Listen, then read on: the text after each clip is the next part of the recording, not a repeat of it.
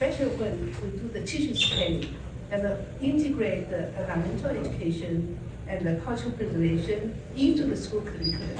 So we have to have the cooperate with the local government and also with the higher education boards.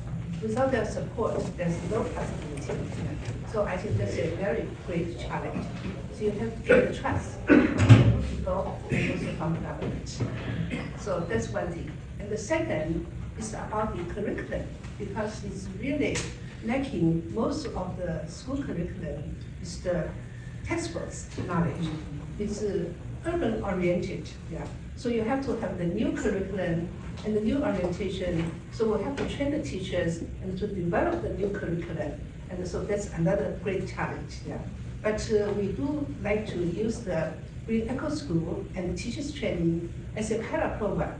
Our purpose, I think, is important, and the Chinese Higher Education Bureau eventually will adopt education for sustainable development as a national policy.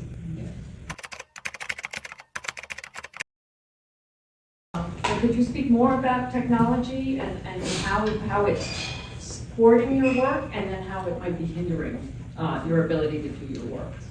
I remember when I first went to China, this is 1988, and you have to make a phone call from Huizhou to Guangzhou. It takes days, yeah, it's so difficult. But right now, no matter how remote it is, people can access to the internet. This is just really a great achievement. So I think it's a great chance for you to spread the knowledge, the attitude and value through the internet. And we do that as well. We do the teachers training, do the curriculum development, and use the modern technology. Yeah, I think it's very important. But in the meantime, there's a great disparity between the people, access to the internet and how to use it. And many women, especially in the rural area, they can only make the phone calls. They don't know how to use the internet for the communication, for those kind of skill. I think that's a great gap between the people how to use it. Yeah. I think that should be an important part of the education.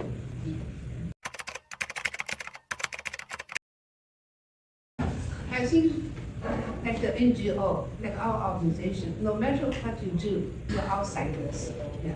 I think the important thing is to train the local people. Like in the school, to train the teachers, and the teacher, they interact with the students all the time. So I feel the teachers training is very, very important to build the local capacity. And of course, once you train the teachers, come back to the ESD, Education for Sustainable Development, is to train the teachers, to really to not only to care about the students' personal achievement, is to train the students' social responsibility. I think in China, I'm sorry to say that, and the teachers put so much effort in training the students to be a better students, a better grade, can go to the Beijing. But I do think, really lack of the social responsibility, especially in the facing, such kind of unsustainable practices in China. It's very important. So what kind of training, what kind of content, and what kind of purpose of the education? How do we raise the fund? That's one thing I hate the most. And we have to do that, we raise the fund most from the overseas, Chinese American in the United States. So the U.S. responsibility is to raise the funding, and the China is going to implement all the projects.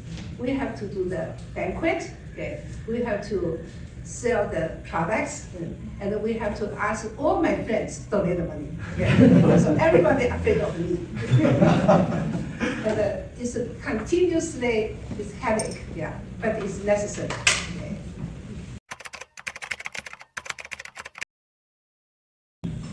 I think evaluation, the outcome is very important, especially the Ziga project.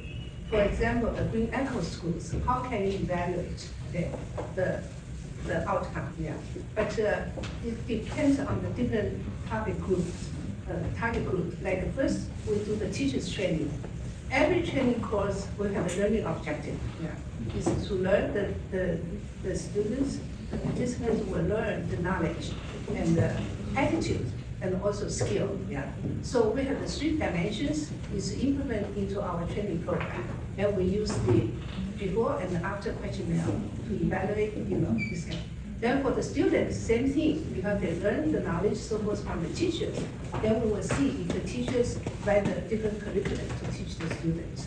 So all the evaluation depends on original our learning objective, and we do have systematically to follow the education for sustainable development criteria and the learning methods. Yeah.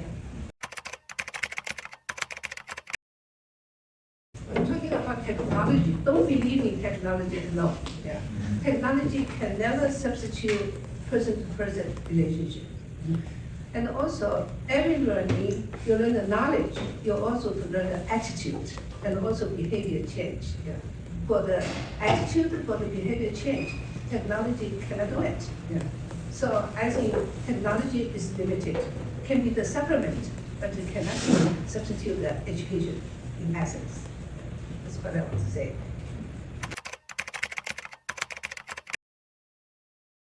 First of all, the mainstream education in the rural area, they look down at the local culture. Yeah. They think the best peasants backwards. They think their culture are backwards. It's not modern enough. Yeah. And also they look down the people. They didn't go to Beijing. Yeah. They didn't go to Yale. Yeah. Only those people, as the majority of our students, they become migrant workers, and they don't have been respected, and they don't have the self-esteem.